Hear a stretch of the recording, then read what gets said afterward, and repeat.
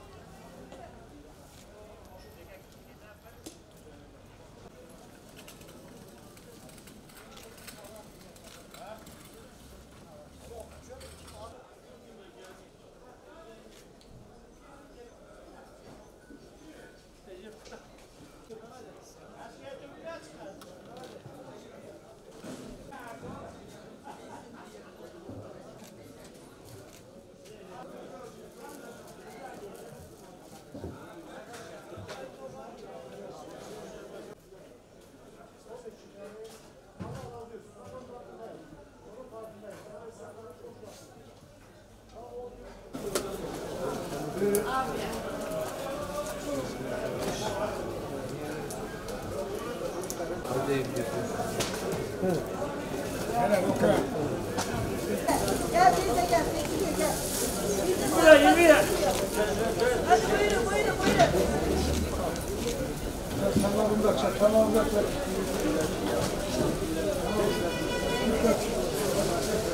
Ramazan elhamdülillah çok şükür bereketinden geldi. Halkımızda işler çok iyi, vatandaşın da durumu çok iyi. Bir haftadır çok güzel bir hareketlilik var. Samimi olarak söylüyorum. Ben 30 yakında bu işi yapıyorum. Son bir haftaki hareketli ben daha hiç görmemiştim böyle. Müthiş bir bereket var. Hani hayat ne kadar pahalı olursa olsun insanların alım gücü var. Ben öyle diyebilirim yani. Ramazan %100 etkisi var. %100 Ramazan etkisi var. Fiyatlar yüksek olmasına rağmen şeylerimiz çok iyi, işimiz çok iyi. Tabii Ramazan devamlı bereketi gelir. Her zaman Ramazan bereketi gelir. Ramazan ayı sultan ayı ve bereket ayıdır. Ama bereketi baba veriyor, müjdeler veriyor. Reis sağ olsun, Allah razı olsun. Akşam iyi bir müjde verdi vatandaşa. 5,5 alan maaşları hemen 7,5 yaptı. Bu iyi bir müjde. Her zaman reisimiz yani güzel haberler veriyor. Allah başımızda eksik etmesin. Bir Türkiye değil, 3 Türkiye daha yapabilir. Çünkü bundan başkası kimse yapamaz. Ramazan dolayısıyla güzel hareketler oluyor. Gıdalar olsun, balıkta olmaz ama diğer gıdalarda bakliyatta, hurmada, şubudan, zebze meyveden hareketler vardır. Bütün İslam aleminin, Müslümanların bayram Ramazan'ını huzur içinde, güven içinde geçirmesini sağlar Cenab-ı Allah'tan. Ramazan, biliyorsun Ramazan ayı bereketli aydır. Onun için Ramazan ayında işlerimiz iyi. Allah'a çok şükür. Bir hareket var. Bundan aşağı etmesin. Yani memnunuz. Tabii genel olarak Ramazan dolayısıyla hareketlilik olur. Ufak tefek de olsa bile oluyor yani. Öyle çok şey değildir. Yani biraz olabilir yani. Ramazanımız hayırlı uğurlu olsun. Bütün Müslüman alemine hayırlı uğurlu olsun. Ondan sonra da ne diyebiliriz ki yani şu anda? Buruk gidiyoruz Ramazan'a yani. Şu deprem dolayısıyla ortalığın çok pahalılığından dolayısıyla dediğim gibi yani biraz sıkıntılıdır yani. Bundan dolayı sıkıntılıyız yani başka da. Şimdi eskiye dönük Ramazanlardan bahsediyorsunuz. Şimdi eski Ramazanlarla şimdiki Ramazanlarla dünya kadar fark var. Niye dersiniz? Fiyat farkı, ekonomi, maddi kriz. Gerçekten hani dün Arefe'ydi. Biz bu tezgahlarımızı full çakılı doldurduk.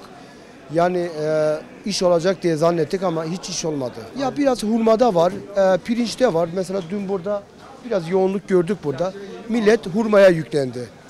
Pirince, fasulyeye yüklendiler. Yani gerçekten şu anda Ramazan geldiği zaman bereketli gelsin, hayırlı oluyorsun yine millete, halkımıza.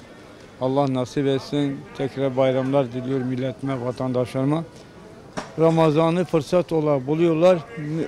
Eğer 1 lira ise 5 lira yapıyorlar. Bunlar nedir? Fırsat buluyorlar. Çok yüksek yani Ramazan'dan dolayı daha yüksek yani vatandaş bir şey alamıyor yani. Artık eğer bir domates daha önceden 15 lirayken şu anda mesela diyelim ki 20, 25, 30 salatalık, 40 biberler. Bunlar ne yapacak? Millet ne yapacak?